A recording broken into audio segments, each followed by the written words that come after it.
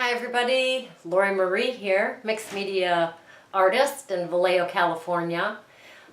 This is the last video that we are going to have for the Solarity Collage. You've made your background, you've made your watercolor papers, you've made your arcs, you've created 4 different panels for your Solarity Collage, you've taped them together, you've sewn them, you have a wonderful piece. And now you're left over. What do you do with the leftovers? They're gorgeous. You've taken pieces like this and you've made your arcs out of 2 sides of them, but you've got this gorgeous paper left. This is one of the ones that we did together. So what do you do with the leftovers? So we are going to make a mosaic out of those leftovers. We're going to make squares. I use my paper cutter to make squares. It's a little bit over 1 inch by inch on my paper cutter, but it goes along the edge and cuts very easily, so I just use that size. So we're going to go right to the table and I will show you what to do with those gorgeous leftovers. See you on the table. All right, here we go. So here are the delicious watercolor papers that we made. We made this one together, and then we used this one, and this one, and this one on our Solarity Collage by making the arcs in the 2 corners, which leaves us a fair amount in between that we can do something with. So what I've been doing is I've been building mosaics. So the way that I do that is I just take a piece of dark paper to start with. Oh, look at those fingernails. I did the color today. Anyway, start off with a piece of paper that has 2 square sides. If you're lucky enough to make 4 square sides, good on you. I'm lucky to make 2 square sides that are good to use. So we're going to use this. I suggest a darker piece of paper to build your mosaic on, since there might be small spaces between your squares and you don't want a white background to show through. All right, I have a little box filled with beautiful tiles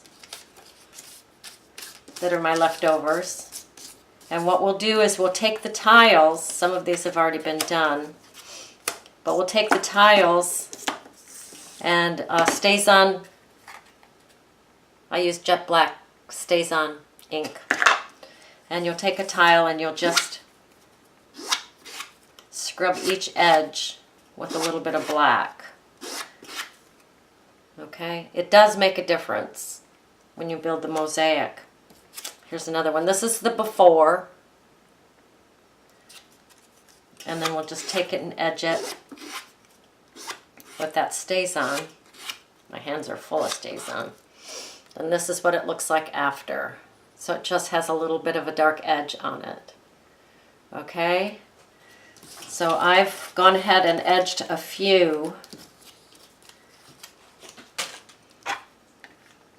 for the project. That's a gorgeous piece. Each piece is just like a little mini art piece. They're so gorgeous. Anyway, so here's my square edge on 2 sides. You're going to take a glue stick. Any glue stick will do, as usual. I'm not married to a glue stick. It's usually a 99-cent store thing. And then you're going to line up your mosaic pieces on that edge.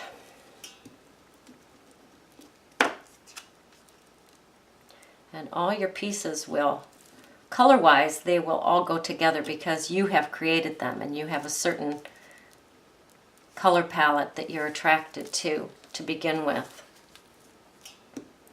And you're just going to go down the sheet like that. Let's get a different color there. How about this? So you'll go along the edge. Okay, put your mosaic pieces all along the edge and then just start on the next row. Okay, pretty self-explanatory there. Just build your mosaic. That guy doesn't want to stay down very well. There we go. Build your mosaic 1 tile at a time. That's a gorgeous piece right there. Oh my goodness. And then I just go as far as I can. If there's leftover, I just leave it hanging. Oh, this is a pretty one too. They're all pretty, I guess. Just leave that edge hanging. And then go back and start with the next row. Okay? You get the idea. And then just build your mosaic. And then this edge is going to hang off, so you'll go to your paper cutter and you'll just cut that edge off, and then you'll have your complete mosaic on here. If you have an edge hanging over on this end, just cut that off too so that it's nice and square. And then what I do afterwards is I take the, it's called triple thick brilliant brush on gloss glaze. How can you go wrong with that, huh? And then I just brush it on my mosaic. So here's a completed mosaic. It's not dry yet, but here's a completed mosaic that I did. So you can see the shiny gloss that will dry nicely. It actually makes the colors pop a little bit more. So that is what you do with the leftovers. So nothing goes to waste here in the world of art. Thanks so much for joining me. Make sure and subscribe if you haven't. And I don't know what our next video is going to be, so it'll be a surprise to you and to me. Thanks for watching. See you soon.